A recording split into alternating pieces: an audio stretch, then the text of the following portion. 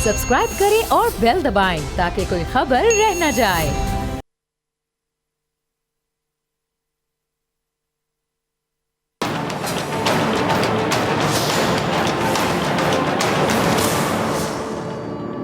अस्सलामुअलैकुम नाज़रीन, मैं हूं डॉक्टर फ़िज़ा अकबर खान और मैं हूं पाकिस्तान और आप देख रहे हैं पाकिस्तान के सबसे बड़े न्यूज़ चैनल का नंबर 1 प्रोग्राम ऐसे नहीं चलेगा। नाज़रीन, पीडीएम जो कि लाहौर जलसे की हाइप पैदा करने में कामयाब रही, ऐसा लगने लगा था कि शायद लाहौर में होने वाला जो जलसा है वो हुकूमत को घर भेजने में मददगार साबित होगा, बल्कि हुकूमत तो घर गई उस जलसे के बाद। ऐसी पब्लिसिटी की गई, ऐसी कैंपेन चलाई गई, ऐसे दावे किए गए। अपोजिशन कभी आर या पार की ललकार मारती नजर आई तो कभी अपोजिशन ने हुकूमत के दिन गिने जा चुके हैं का राग अलापा। लेकिन दिन गुजरते रहे और हुकूमत अपनी जगह कायम ही रही। फिर इस्तीफ़ों का शोशा छोड़ा गया और ये तासुर जमाने की कोशिश की गई कि अपोजिशन यहाँ इस्तीफ़ों की लाइन लगा देगी तो हुकूमत की अपनी शायद लाइन कट जाएगी। लेकिन फिर दुनिया ने देखा कि ना इस्तीफ़े आए और ना हुकूमत टस से मस हुई और ना हुकूमत की कोई लाइन काट सका, लाइन नहीं कट सकी। उल्टा हुकूमत और अपोजिशन की इस रस्साकशी में कह लें कि अपोजिशन इत्तेहाद में से पीपल्स पार्टी साइड लाइन हो गई। फिर अपोजिशन ने लॉन्ग मार्च का शोशा छोड़ दिया, लेकिन क्या हुआ, लॉन्ग मार्च को शायद ठंड लग गई। अपोजिशन ने लॉन्ग मार्च के नाम पर हुकूमत को दबाने और धमकाने की जो कोशिश की, इसका भी हुकूमत की सेहत पर कुछ असर नहीं हुआ। अच्छा, अपोजिशन ने लॉन्ग मार्च की भी हाइप तो बहुत बनाई थी, लेकिन ये भी अब तक इनके कुछ मेरे ख्याल से काम नहीं आ सकी, या जैसे चाहते थे उस तरह काम नहीं आ सकी। अच्छा नाज़रीन, किसी चीज़ के बारे में अगर इतनी ज़्यादा सनसनी फैला दी जाए और वो चीज़ सामने ही ना आए तो फिर ना सनसनी बाकी रहती है और ना ही उस चीज़ में कोई इंटरेस्ट या दिलचस्पी बाकी रहती है। अगर सनसनी ज़रूरत से ज़्यादा फैला दी जाए, बहुत ज़्यादा, तो फिर काम ना होने पर ज़िल्लत का सामना करना पड़ता है, ज़िल्लत उठाना पड़ती है। और इसी तरह अब अपोजिशन के साथ भी हो रहा है कि दावे बड़े बड़े और हकीकत कुछ भी नहीं। अच्छा, अपोजिशन ने अब लॉन्ग मार्च की तारीख का ऐलान कर दिया, लेकिन इससे भी हम देख रहे हैं कि हुकूमत को कोई फ़र्क नहीं पड़ा और ना ही अवाम इसको सीरियस ले रही है, क्योंकि सियासी हलकों के मुताबिक अपोजिशन लॉन्ग मार्च करने का ढिंडोरा बहुत देर से पीट रही है। इसलिए अब मार्च की कॉल देना और मार्च करना भी ज़्यादा आप कह लें कि मौसर होता नज़र नहीं आ रहा। और जो सच्ची बात है, जो हकीकत है कि अपोजिशन तहरीक वज़ीर-ए-आज़म इमरान खान साहब के ख़िलाफ़ चला रही है, ऐसा ही है, लेकिन जो तनकीद है वो पाक फ़ौज पर हो रही है, अस्करी क़यादत पर हो रही है। अब मुझे कोई समझा दे कि ये कौन सी पाकिस्तान की खिदमत है या ये कौन सी अवाम की खिदमत है। एहतजाजी तहरीक तो अवाम के मसाइल हल करने के लिए थी और अवाम बेचारे दूरबीन लेकर बैठे हुए हैं, ढूंढ रहे हैं कि उनके मसाइल का जिक्र शायद इस तहरीक में कहीं दिखाई दे जाए, सुनाई दे जाए। लोग बल्कि पूछ रहे हैं कि ये बीच में मुल्क दुश्मन बयानियाँ कहाँ से आ गया। और यही वजह थी कि पीपल्स पार्टी ने बड़ी समझबूझ दिखाते हुए, मैच्योरिटी दिखाते हुए अपनी इत्तेहादी अपोजिशन जमातों से खुद को गैर एलानिया तौर पर अलग कर लिया। अब अपोजिशन ने हर मोड़ पर, हर महाज पर पाक फ़ौज के सरबराहान की किरदार कुशी की और पूरी दुनिया में पाक फ़ौज जैसे दायरे का इमेज ख़राब करने की कोशिश की, जानबूझकर, जानते बूझते हुए, साजिश के तहत, प्लानिंग के तहत। भारतीय मीडिया ने इस हवाले से अपोजिशन के लिए आप समझ लें कि एक सहूलतकार की हैसियत से अपना किरदार अदा किया। एक के बाद एक ज़रबें पीडीएम की जानिब से रियासती इदारों पर लगाई जाती रही, इन पर तोहमतें लगाई गईं, लेकिन पाक फ़ौज की बर्दाश्त करने की हद को आज मैं सलाम पेश करूँगी। अपोजिशन ने तो हर हद पार कर दी और हर मुमकिन कोशिश की कि मुल्क इंतशार की तरफ जाए, और पीडीएम ने इस पॉलिसी पर अमल किया कि ना खेलेंगे ना खेलने देंगे। लेकिन इन तमाम अज़ाइम के बावजूद पाक फ़ौज ने सब्र का, तहम्मुल का दामन हाथ से जाने नहीं दिया। अच्छा नाज़रीन, जब किसी को उकसाने की कोशिश की जाए या किसी के आप कह लें कि सब्र का इम्तिहान लिया जाए और जब सब्र जवाब दे जाए तो फिर उकसाने वाला कहता है कि मैंने तो कुछ कहा ही नहीं, मैंने तो कुछ नहीं कहा, बिला वजह इस पर गुस्सा निकाला जा रहा है। यानी अपना कसूर होने के बावजूद ये तासुर देना है कि दूसरा कसूरवार है। और यही मिसाल पाक फ़ौज पर भी आजमाने की कोशिश की गई। अगर रियासती इदारे अपोजिशन के जहर उगलते बयानिए पर कोई रद्द अमल देते तो पीडीएम अपने मकसद में यकीनन कामयाब, और फिर क्या करती, मजलूमियत का रोना रोती कि वो रियासती इदारों पर जो इल्ज़ामात लगाती रही है वो 100% दुरुस्त है, देखा जी सच साबित हो गया, इस तरह की बातें करती, रोना रोते नजर आ रहे होते। लेकिन रियासती इदारों ने इस चाल को नाकाम बना दिया और पाक फ़ौज के तर्जुमान ने एक बार फिर बड़े मुहज़्ज़ब अंदाज में अपोजिशन के इल्ज़ामात का जवाब दिया है। DG ISPR का क्लिप होगा, टीम ज़रा चलाइएगा। अच्छा, ऑपोजिशन ने रियासती इदारों पर सियासी मुदाखलत के इल्ज़ामात लगाए। इनको क्या कहा गया? सिलेक्टर्स कहा गया, इनको खुलेआम ललकारा गया, इनको अपना दुश्मन तक करार दिया गया। अब जाहिर सी बात है कि ऑपोजिशन के इस मनफी रवैया है ना, ये मनफी रवैये से कौमी सलामती के इदारों को भी सख्त तकलीफ पहुंची। और यही वजह है कि पाक फौज के तर्जुमान ने इस झूठे इल्ज़ाम का जवाब दे दिया। पीडीएम के इस मुल्क दुश्मन एजेंडे को आप कहने के बेनकाब किया है कि रियासती इदारे सियासत में मुदाखलत करते हैं। ये सियासी जमातें ही हैं, ये सियासी जमातें खुद हैं जो रियासती इदारों को खुद सियासत में मुदाखलत की दावत देती रहीं और फिर खुद परहेजगार बन जाती हैं। समझे ज़रा इनके एजेंडे को। इदारों पर इल्ज़ामात की बुछाड़ करना शुरू कर देती हैं। अब डीजी आईएसपीआर ने क्या कहा? वाज़े कहा कि पाक फौज किसी भी किस्म की सियासी मुदाखलत में मुलव्वस नहीं है और ना ही किसी किस्म के किसी से भी बैकडोर राब्ते हैं। अब नाज़रीन, जो पाक फौज पर बैकडोर के जो इल्ज़ामात या राब्ते के इल्ज़ामात लगाए जाते हैं, ये जो लगाते हैं, ये खुद पाक फौज से बैकडोर राब्ते करते रहे हैं। मोहम्मद ज़ुबैर याद है ना, को नून लीग के, जिन्होंने एक नहीं बल्कि 2 दफ़ा आर्मी चीफ से मुलाकात की और फिर नून लीग इस मुलाकात को मोहम्मद ज़ुबैर की ज़ाती मुलाकातें करार देती गई। उन दोनों मुलाकातों को ज़ाती मुलाकातें करार दे दिया नून लीग ने। फिर इसी तरह नून लीग की जो नायब सदर हैं, क्या कहती रहीं? सबके सामने कहती रही अल-ऐलान के फ़ौज से बात हो सकती है, लेकिन इस शर्त पर कि वो इमरान खान को हुकूमत से निकाले। अब आप देखें, आप खुद बताएं कि मुनाफ़क़त की सियासत यही है ना? ये मुनाफ़क़त की सियासत ज़रा मुलाहिज़ा कीजिए कि नून लीग खुद पाक फ़ौज को गैर आइनी इक़दाम करने का कह रही है, सरेआम कह रही है, अल-ऐलान कह रही है। अब पाक फ़ौज जो दीगर रियासती इदारे हैं, उनको तो ये लोग खुद घसीटते हैं और बाद में उन्हीं का इमेज ख़राब करते नज़र आते हैं ये लोग। डीजी आईएसपीआर ने क्या कहा कि जो लोग कौमी सलामती के इदारों को लेकर क्या सराहियाँ कर रहे हैं, वो इनसे दरख्वास्त करते हैं कि ऐसा ना करें। और सबसे बढ़कर डीजी आईएसपीआर ने एक अहम बात की, ये वही अहम बात है जो बिलावल जरदारी ने भी की। बिलावल ने नून लीग के कायद से कौमी सलामती के इदारों पर इल्ज़ामात के सबूत मांगे थे, आपको याद होगा। अब इसी तरह डीजी आईएसपीआर ने भी ऑपोजिशन से उनके इल्ज़ामात के सबूत देने का मुतालिबा कर दिया। और इससे भी अहम बात, जो तर्जुमान पाक फ़ौज ने खित्ते में अमन की बर्बादी का ज़िम्मेदार भारत को करार दिया है, उनकी इस बात में एक आप समझ लें कि एक बड़ा पैगाम है कि ऑपोजिशन भारत का मोहरा ना बने, वो ज़बान इस्तेमाल ना करे जो भारत करता है। लेकिन ऑपोजिशन अब भी आप कह लें कि बनी हुई है, स्टबन, बहुत ज़िद पर अड़ी हुई है। मामलात को मुज़ाकरात के ज़रिए हल करने के बजाय सड़कों पर निकलना चाहती है, तमाशा लगाना चाहती है, इंतशार फैलाना चाहती है। अब आखिर आप कह लें कि ऑपोजिशन ने मार्च का ऐलान कर ही दिया है और ये जो मार्च है ये 26 मार्च को होगा। अब ऐन मुमकिन है कि इस मार्च में भी कौमी सलामती के इदारों के खिलाफ बाकायदा सोची समझी साजिश के तहत प्रॉपर प्लानिंग के साथ मुहिम चलाई जाएगी। किसके कहने पर चलाई जाएगी आप सब समझते हैं, क्योंकि पीडीएम ने ये जो सरबराह हैं वो खुलेआम एस्टैब्लिशमेंट से जंग का ऐलान कर चुके हैं। ऑपोजिशन हुकूमत के खिलाफ कामयाबी चाहती है, लेकिन अपनी करतूतों की वजह से बाकायदा एक बंद गली में पहुंच गई है। लेकिन इन लोगों को समझ नहीं आ रही। अब कहीं ऐसा ना हो कि पीडीएम का इस्लामाबाद का मार्च वो गली हो जहां पीडीएम को वो क्या कहते हैं कि लेने के देने पड़ जाएं और फिर शायद इनको कभी वापसी का रास्ता ना मिले, और इसके बहुत चांसेस हैं। जेयूआई के सरबराह ने लॉन्ग मार्च के ऐलान के साथ साथ एक दावा और भी किया। वो दावा ये था कि सेनेट इलेक्शन पीडीएम मुत्तहिद होकर लड़ेगी। अब ये ऐलान अगर देखा जाए, ये ऐलान इस बात का सबूत है कि पीडीएम के इमाम इस मामले में पीपल्स पार्टी के पीछे खड़े होने पर मजबूर हो गए हैं। इमाम के पीछे लोग खड़े होते हैं, इमाम अगर पीछे खड़ा हो तो सोचे ज़रा। पीपल्स पार्टी ने अपनी बेहतरीन हिकमत अमली की वजह से, अच्छी स्ट्रैटेजी की वजह से मुल्क दुश्मनों की बोली बोलने वाली पीडीएम को घुटने टेकने पे मजबूर कर दिया, ऐसा समझ लें। अब यहाँ सवाल एक और पैदा होता है। सवाल ये कि जेयूआई और मुस्लिम लीग नून जो असम्बलीज को जाली करार देती रही, अब सेनेट इलेक्शन में अपोजिशन जमातें मिलकर हुकूमत के खिलाफ महाज से जाएंगी। किस लिए? उसी जाली पार्लियामेंट में जाने के लिए? क्या ये डूब मरने का मुकाम नहीं है? ये है पीडीएम का दोहरा मयार।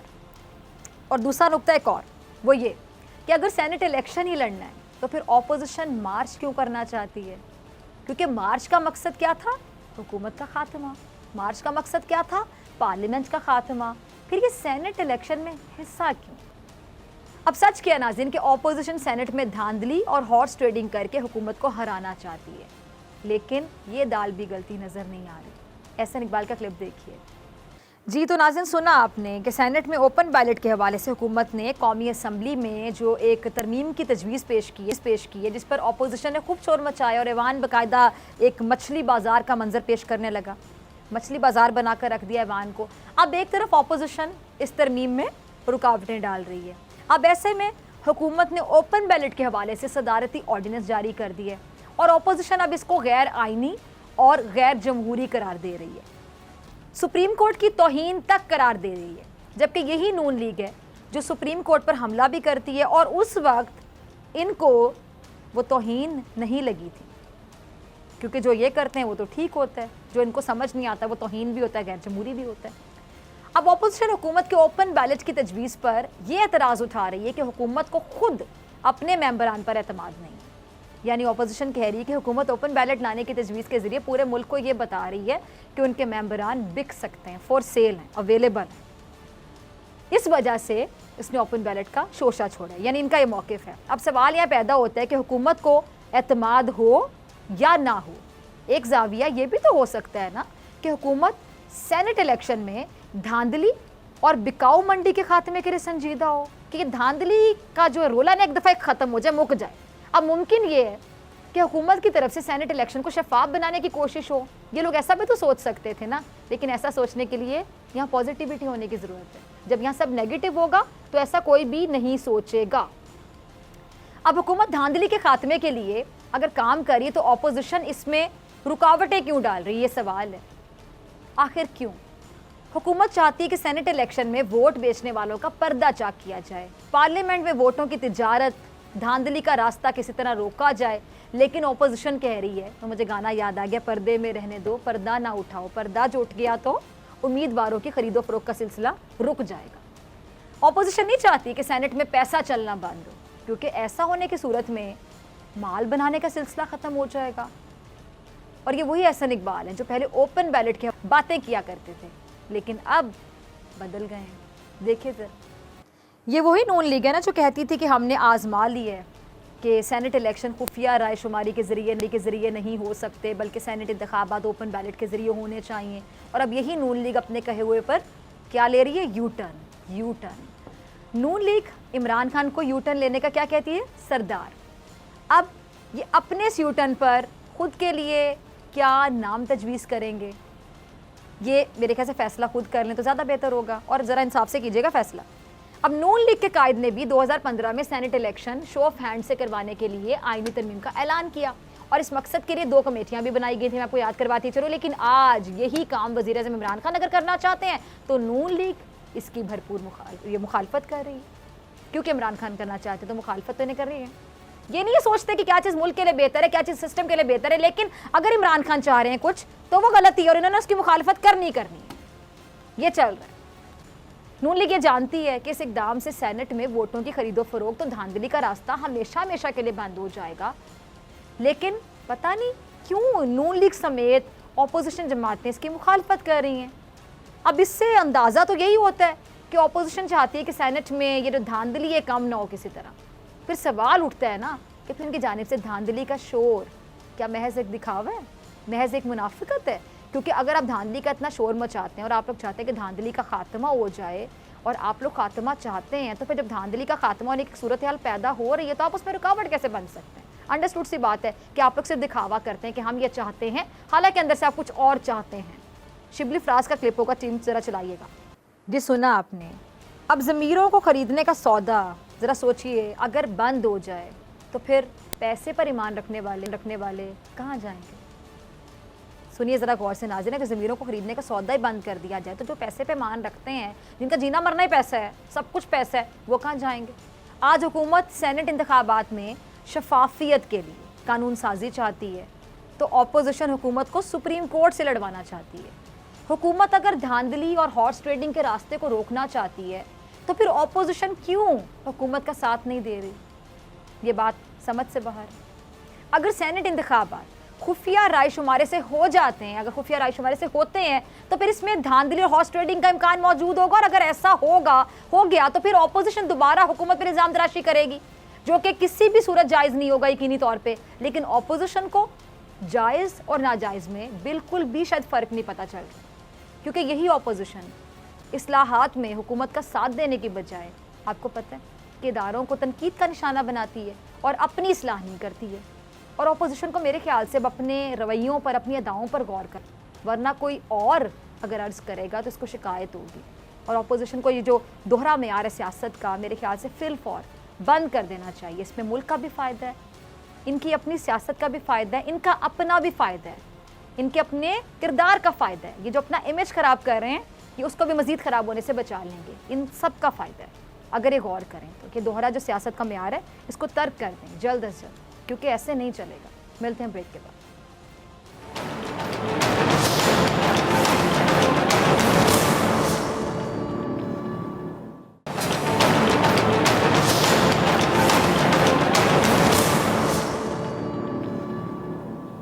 आज इस्लामाबाद कचहरी में चैम्बर्स गिराने के खिलाफ वकला ने शदीद एहतजाज किया है और इस्लामाबाद हाई कोर्ट में नारे लगाते हुए चीफ जस्टिस के ब्लॉक में दाखिल हो गए। अब वकला ने chief justice Islamabad high court के ब्लॉक में खिड़कियों के शीशे तोड़े और उनके चैम्बर के बाहर शदीद नारेबाजी भी की है।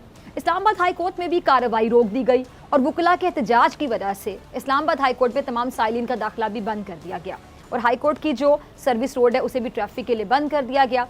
अच्छा, वकला को मुल्क में कानून का रखवाला समझा जाता है, लेकिन पाकिस्तान में चंद ऐसे वाक़यात जिनमें वकला, डॉक्टर्स की लड़ाई और अब चीफ जस्टिस के चैम्बर पर हमला, मेरे ख्याल से ये कोई अच्छा मैसेज नहीं जा रहा, बहुत बुरा मैसेज जा रहा है। बहुत से सवाल हैं जो जहनों में गर्दिश कर रहे हैं।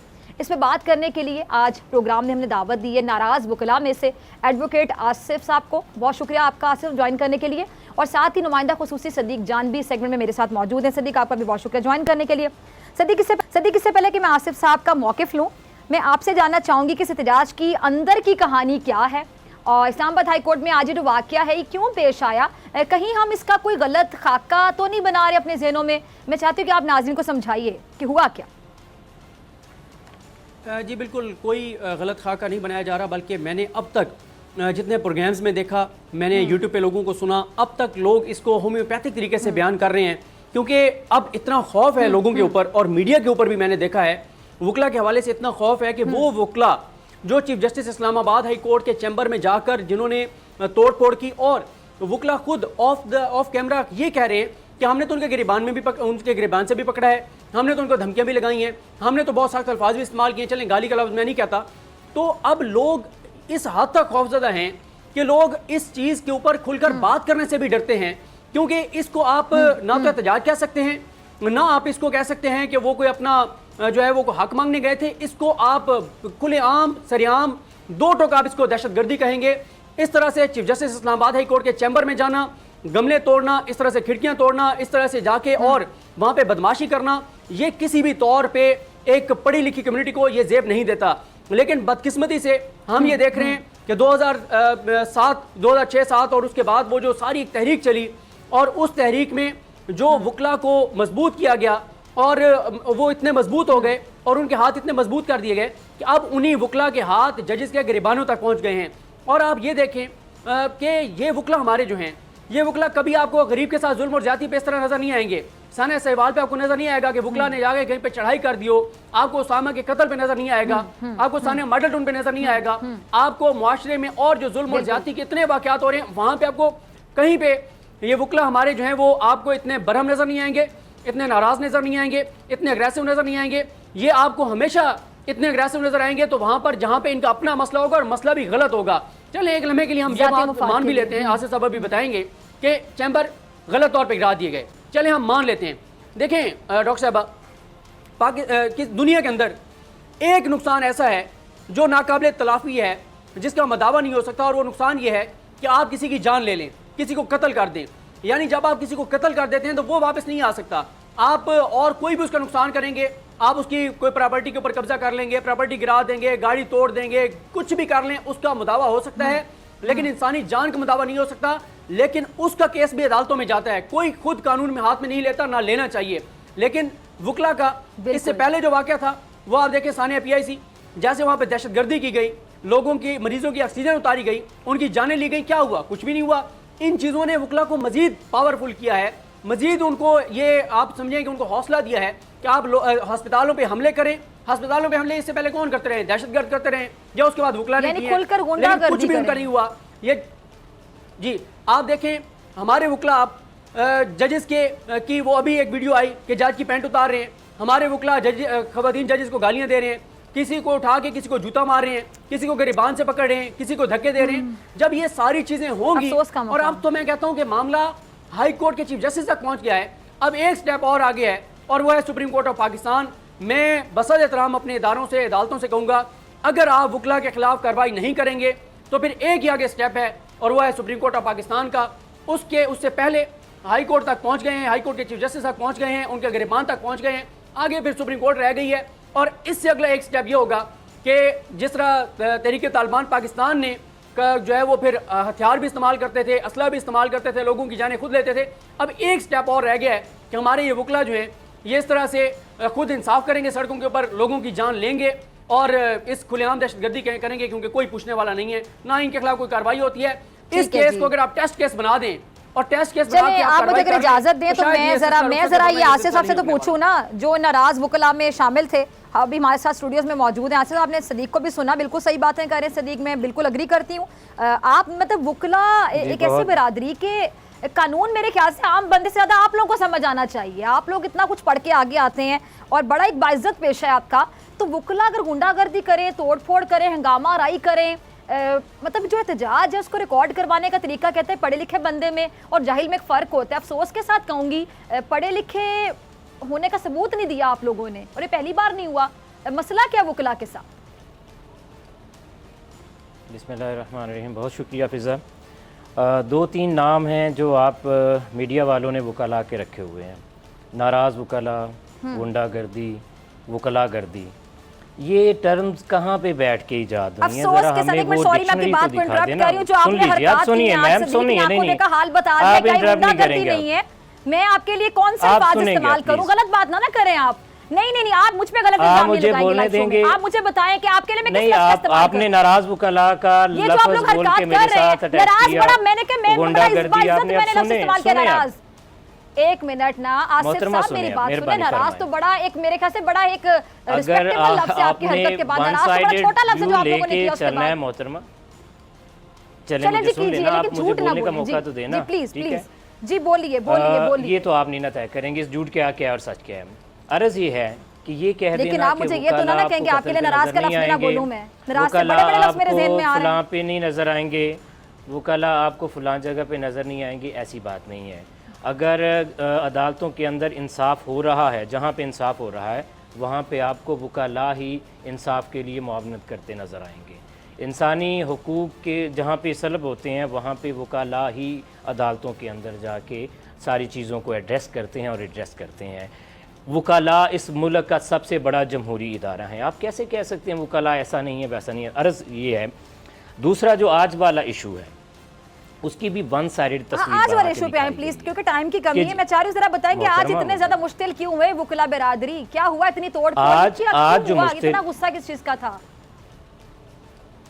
अर्ज़ ये है कि जितनी आपने मीडिया वालों ने आज का वाक़या हाईलाइट किया है, अगर आपने कल वाला वाक़या भी हाईलाइट किया होता तो मैं कहने में हक बजाने होता कि मेरे मुल्क का मीडिया आज़ाद है। अर्ज़ ये है, औरतें वो हैं जिनको आप कहें, क्या वकील औरत नहीं है जिनको थप्पड़ मारे गए, जिनके सरों से दुपट्टे उतारे गए? वो खातून नहीं है? उस औरत का कोई हक नहीं है? उस औरत की कोई तकद्दुस नहीं है? जिस औरत को सीडीए वालों ने, मुझे पहले एक बात बता दें, मैं आपसे बसद एहतराम ये पूछना चाहता हूँ कि इस सारे इंसिडेंट के ऊपर जो कल हुआ है, किसकी इजाज़त थी? वकला के चैम्बर्स गिराना, जो 40 साल से बने हुए हैं लॉयर्स के चैम्बर्स, उनको गिराया गया है और वहाँ पे वकला को मारा गया है। 10-12 वकला को विदाउट एनी FIR जो है वो गुंडागर्दी करते हुए गिरफ्तार किया गया है। किस थाने में है कोई पता नहीं, किसकी ज़मानत हो सकती है कोई पता नहीं। पूरी कचहरी के अंदर अगर आप आज़ाद मीडिया वाले आज के दिन में जाएं या सुबह चले जाएं तो पूरी कचहरी का एक इंसाफ पे मबनी आज़ाद मीडिया वाला तासुर देते हुए ज़रा सर्वे कर लें। कोई एक चैम्बर जो है वो वहाँ पे आपको सही सलामत नज़र नहीं आएगा। तो ये सारा वाक़या भी अगर आपने दिखाया होता तो मेरे ऊपर होने वाला क्रिटिसिज्म मैं बसद इज़्ज़त व एहतराम तस्लीम कर लेता कि आज हम आप जो मीडिया मेरा मीडिया दिखा रहा है वो बहुत अच्छी बात है। अच्छा ठीक है, एक मिनट सदीक, आपके साथ एक बड़े सीनियर रिपोर्टर हैं, बहुत ही सीनियर जर्नलिस्ट हैं। सदीक, मुझे ज़रा बताइएगा, जो मीडिया पे इल्ज़ाम ये लगा रहे हैं, आप ज़रा समझाएं इनको कि मीडिया का क्या कसूर है इसमें? मीडिया ने तो वो दिखाया जो उन्होंने किया। बात जायज़ है, बात देखें, आसिफ साहब की ये बात दुरुस्त है, कचहरी के हालात बहुत बुरे हैं। इनकी ये बात भी दुरुस्त है कि वहाँ पे ख़वातीन जजेस कुछ ऐसे हैं जिनके वहाँ पे वॉशरूम नहीं है, वहाँ पे वकला के लिए सहूलियात नहीं है। ये सारी बातें दुरुस्त हैं। ये चलें, एक लम्हे के लिए मैं इनकी ये बात भी मान लेता हूँ कि ये ऑपरेशन गलत किया गया, वो चैम्बर गलत गिराया गया, यहाँ तक भी मान लेता हूँ।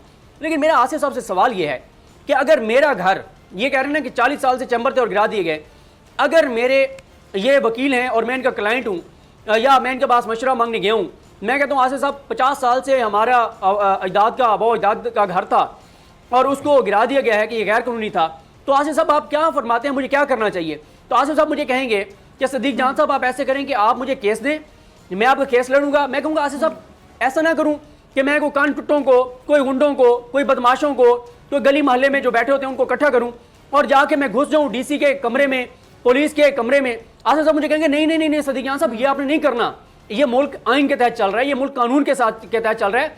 आप मुझे बताएं, मैं जाऊँगा अदालत में, आपको अदालत से रिलीफ मिलेगा, मुझे ये मशवरा देंगे आसिफ साहब। लेकिन आसिफ साहब खुद क्या कर रहे हैं, खुद जाके और चीफ जस्टिस पाकिस्तान के चैम्बर में, chief justice Islamabad high court के चैम्बर में तोड़फोड़ कर रहे हैं। या आसिफ साहब से मेरा सवाल ये है कि आप ये बताएं, चलें मान लेते हैं हमारा कसूर है, हमने वो नहीं दिखाया, सब कुछ नहीं दिखाया, क्या आज पहले जो वकला हैं क्या वो chief justice Islamabad high court के पास गए थे कि सर ये हमारे साथ हुआ है? क्या उन्होंने कोई दरखास्त दायर की थी?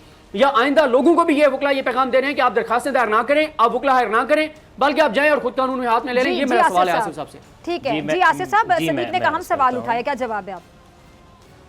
जी मोहतरमा, मैं उसी का जवाब दूंगा। अर्ज़ ये है कि इस्लामाबाद का अगर आप मास्टर प्लान देख लें तो इस मास्टर प्लान के अंदर आपको किसी जगह पे डिस्ट्रिक्ट जुडिशरी का कोई नक्शा नज़र नहीं आता। हम वकीलों को छोड़ें, हमारे चैम्बर जो हैं आपके बकौल या जो ग्राउंड रियलिटी है उसके तहत हम ये मान लेते हैं ये इलीगल हैं।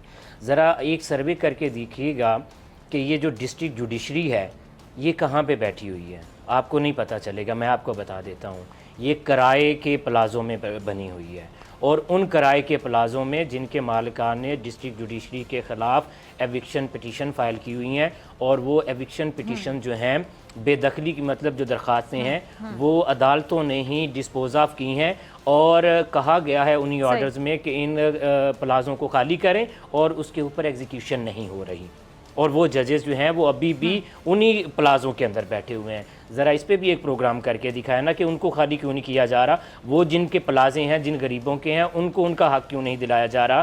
किसी की ज़रूरत है इस पे प्रोग्राम करने की? नहीं है।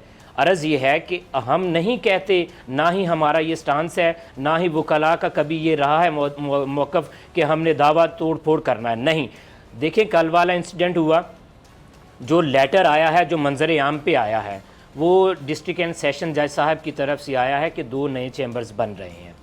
2 नए चैम्बर्स वहाँ पे बन रहे हैं जहाँ पे ऑलरेडी पाबंदी है कि ये चैम्बर्स ना बनाए जाएं। फॉर द टाइम बिंग मैं तस्लीम कर लेता हूँ जी वो चैम्बर जो हैं वो इलीगल हैं and they must be demolished और वो ऑर्डर ठीक है। लेकिन आप 2 चैम्बर्स को साथ गिराने के आपने 56 और चैम्बर्स गिरा दिए, वो डायरेक्शन आपको किसने दी? वो ऑर्डर आपको किसने दिया? हम किसी से तो पूछेंगे ना कि जनाबे वाला ये 56 चैम्बर कमो बेश, if I am not exaggerating, कम अज़ कम 56 चैम्बर्स हैं मैडम जो ज़मीन बोस कर दिए गए हैं, जिसके अंदर लॉयर्स के कंप्यूटर्स, उनकी लाइब्रेरीज और उनके बारे में किसी तरह का ये कहना नहीं है कि ये चैम्बर्स इलीगल हैं। उसके ऊपर कोई फाइंडिंग नहीं है कि वो चैम्बर्स इलीगल है। मैंने आपको मौका दिया, आपकी आवाज को हमने म्यूट नहीं किया। आप जो कहना चाहते हैं, आपकी मेहरबानी मेरी बहन, आपका बहुत शुक्रिया। लोगों ने सुना है और सदीक जान ने भी अपनी राय का इजहार किया बतौर सीनियर रिपोर्टर। ठीक है, बहुत शुक्रिया आसिफ साहब, आपका भी। नाज़रीन आपसे मुलाकात होगी ब्रेक के बाद।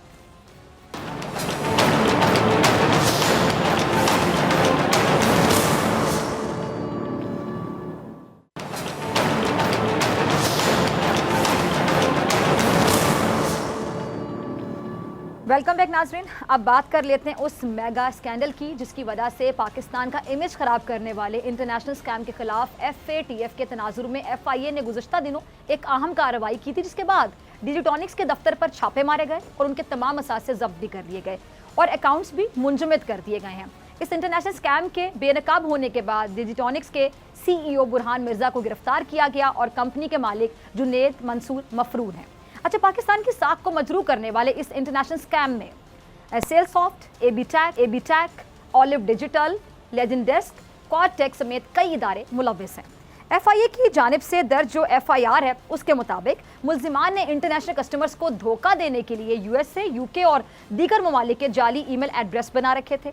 मुल्जिमान कस्टमर्स के ATM से कोड चोरी करके रकम निकाल लेते थे और FIR में यह भी दर्ज है कि जाली ट्रांजैक्शंस के लिए डिजिटॉनिक्स ने 12 बैंक अकाउंट्स भी बना रखे थे। 12 बैंक अकाउंट्स। अच्छा, छापे के दौरान FIA ने कंपनी दफातर से क्लाइंट से जालसाजी की जो कॉल रिकॉर्डिंग है वो भी हासिल की और FIR में ये भी कहा गया है कि गैंग फ्रॉड, ब्लैकमेलिंग और भत्ता वसूल करने के लिए कस्टमर्स को हिरासत भी किया जाता था। FIR के मुताबिक मुल्जिमान ट्रेडमार्क और वेबसाइट्स डेवलपमेंट के नाम पर कस्टमर्स को झांसा देते थे और कंपनी का नेटवर्क और गैंग नाम और शनाख्त बदल कर मुख्तलिफ क्लाइंट से डीलिंग करते थे। धोखाधड़ी, फ्रॉड और मनी लॉन्ड्रिंग के इस मेगा स्कैंडल के खिलाफ FIA की जानिब से पेश किए जाने वाले चालान के मुताबिक डिजिटॉनिक्स लैब के नाम पर रोजाना की बुनियाद पर $2.5 लाख की ट्रांजैक्शन होती थी, जबकि इतने बड़े पैमाने पर कारोबार के बावजूद डिजिटॉनिक्स लैब के जो लोकल बैंक अकाउंट्स हैं वो खाली थे। चालान के मुताबिक डिजिटॉनिक्स को पैसे दीगर चैनल्स के जरिए इंटरनेशनल अकाउंट्स में मुंतकिल किए जाते थे। अच्छा, केस के दौरान FIA ने मुल्जिमान के खिलाफ मनी लॉन्ड्रिंग के शवाहिद भी हासिल कर लिए और मुल्जिमान की कॉल रिकॉर्डिंग रिकॉर्ड करके अदालत में पेश कर दी गई है। चालान के मुताबिक मुल्जिमान ने ना सिर्फ गैर मुल्कियों को लूटा बल्कि बैरून ममालिक में मुकीम पाकिस्तानी भी इनके हाथों बेवकूफ़ बनते रहे। अब जारी करदा चालान में यह भी कहा गया कि मुल्जिमान धोखाधड़ी और फ्रॉड करके जो अहम मालूमात हैं वो हासिल करके बाकायदा ब्लैकमेल करते थे। अब दूसरी जानिब FIA cyber crime circle cell के एडिशनल डायरेक्टर फैजुल्ला कुरेजो को FIA हेडक्वार्टर रिपोर्ट करने का हुक्म दिया गया है और FIA cyber crime circle Karachi के डिप्टी डायरेक्टर अब्दुल गफार का साइबर क्राइम जो विंग हेडक्वार्टर तबादला भी कर दिया गया और इससे पहले मेगा स्कैंडल केस के इन्वेस्टिगेशन ऑफिसर मुमताज़ हुसैन सोमरो समेत दीगर अफसरान जो इस केस की तहकीकात कर रहे थे उनका भी तबादला करा दिया गया था। अच्छा, यहाँ मैं इस केस के हवाले से आपको ये अपडेट देना चाहूँगी कि आज सिंध हाई कोर्ट में मेगा स्कैंडल के खिलाफ दरख्वास्त की समाअत हुई और समाअत के दौरान जस्टिस नेमतुल्लाह ने तफ्तीशी ऑफिसर से सवाल भी किया कि तफ्तीश के दौरान क्या क्या शवाहिद हासिल कर ली हैं, जिस पर तफ्तीशी ऑफिसर ने जवाब देते हुए कहा कि मुल्जिमान से गैर मुल्कियों के क्रेडिट कार्ड्स का चोरी किया गया डाटा हासिल कर लिया गया, जबकि मुल्जिमान से बरामद होने वाली जो डिवाइस है उससे भी फ्रॉड के शवाहिद हासिल कर लिए गए हैं। तफ्तीशी ऑफिसर ने यह भी बताया कि मुल्जिमान की जानिब से कुछ डाटा क्लाउड और दीगर हसास पोर्टल्स पर महफूज किया गया था और इस मतलूब डाटा तक रसाई नहीं मिल रही, लेकिन खदशा है कि अगर रसाई ना मिली तो डाटा ज़ाया कर दिया जाएगा। अदालत ने कार्रवाई से मुतालिक FIA से कानूनी दलाइल भी तलब कर ली हैं। अब नाज़रीन, सवाल ये उठता है कि अगर ये कंपनी किसी इंटरनेशनल स्कैम में मुलव्विस है तो इनके खिलाफ कार्रवाई करने वाले अफसरान का तबादला क्यों कर दिया गया और क्या ये तबादला किसी के दबाव पर हुआ? क्या अफसरान केस की असल तहकीकात के खिलाफ अपना किरदार अदा कर रहे थे या केस की तहकीकात पर असरअंदाज होने के लिए अफसरान का तबादला कर दिया गया? क्या पाकिस्तान में बिना वजूहात के किसी भी अफसर का तबादला करना या करवाना इतना आसान है? सवाल यहाँ ये भी उठता है कि मनी लॉन्ड्रिंग और जो धोखाधड़ी है उसमें मुलव्विस एबीटैक, सेलसॉफ्ट, लेजेंडेस्क, ऑलिव डिजिटल, क्वाडटेक समेत जो दीगर मुल्क दुश्मन कंपनीज हैं उनके खिलाफ अभी तक कोई कार्रवाई अमल में क्यों नहीं लाई गई? मुल्क की साख को नुकसान पहुंचाने वाले ये अनासर कब अपने अंजाम को पहुंचेंगे? मेगा स्कैंडल केस के हवाले से सबसे अहम बात नाज़रीन के अगर FIA की नई तफ्तीशी टीम इस केस के खिलाफ गैर जानिबदाराना कार्रवाई अमल में लाते हुए मनी लॉन्ड्रिंग के इस मेगा स्कैंडल केस को मंतकी अंजाम तक पहुंचाती है तो इसका मतलब ये हुआ कि साबिका तफ्तीशी टीम कार्रवाई में खुद रुकावट का बाइस बन रही थी और उनके तबादले हक बजानिब थे। लेकिन अगर इन नए तबादलों के बाद भी केस की कार्रवाई में किसी किस्म की रुकावट से काम लिया जाता है तो यहाँ एक बात वाज़ेह हो जाएगी, क्लियर हो जाएगी कि जो साबिका तफ्तीशी टीम है वो अपने फ़राइज़ मुकम्मल ईमानदारी के साथ सर अंजाम दे रही थी, लेकिन कुछ मुफाद पसंद अनासर सिर्फ अपने फ़ायदे के लिए इस केस पर असरअंदाज हो रहे थे, जो नहीं चाहते कि केस की कार्रवाई मज़ीद आगे बढ़ाई जा सके। लेकिन अगर ऐसा नहीं है तो उम्मीद की जा सकती है, हम उम्मीद करते हैं कि इंटरनेशनल स्कैम के खिलाफ मौजूद शवाहिद की जांच पड़ताल के बाद ये केस को 2 से 3 दिन में मंतकी अंजाम तक पहुंच जाएंगे। और नाज़रीन, मोहम्मद अली सतपारा सरतरीन मौसम में अपनी टीम के हमरा दुनिया की जो दूसरी बुलंद तरीन चोटी है K2 सर करने निकले। 5 फरवरी को वो और उनकी टीम ने K2 सर कर लिया था, मगर वापसी पर उनसे जो मवासलाती राब्ता है वो मुनक़ता हो गया है और लापता होने के बाद पूरी कौम उनके लिए, उनकी टीम की वापसी के लिए दुआ गो है। इस पर जाने से पहले रिपोर्ट देखिए और मुझे दीजिए इजाज़त। आपसे मुलाकात होगी इंशाल्लाह कल सेम टाइम सेम चैनल। अगर ज़िंदगी ने वफ़ा की दुआ में याद रखिएगा, अपना बहुत ख्याल रखिएगा। अल्लाह निगहबान।